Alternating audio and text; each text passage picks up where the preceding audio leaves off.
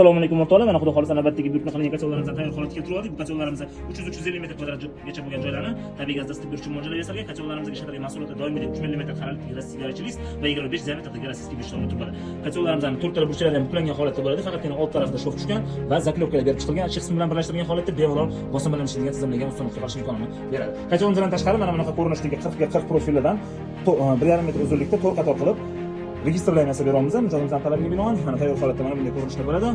Podacha obratkalari pastdan berilgan bo'ladi, ya'ni pastdan podacha va obratkasi ham pastdan chiqib ketadi. Vozoh puskatellar qo'yish uchun rezbalar qo'yilgan. Bu ya'ni mana bunaqa vozoh puskatellar qo'yiladi. Havo chiqarib olish uchun ichida qolgan vaqtda sistema to'ldirilgan va turbadan qilingan registrlarimiz ham mavjud sotuvda.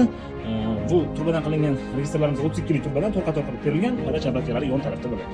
Bularda ham vozoh puskasi qo'yish uchun joy bor va suv mana bunday zigzag usulida aylanma harakatga keladigan qilib yig'ilgan. Buyurtma bo'lsa bemalol buyurtma qilaverasizlar, pastda telefon raqamlarimizni yozib qoldiramiz.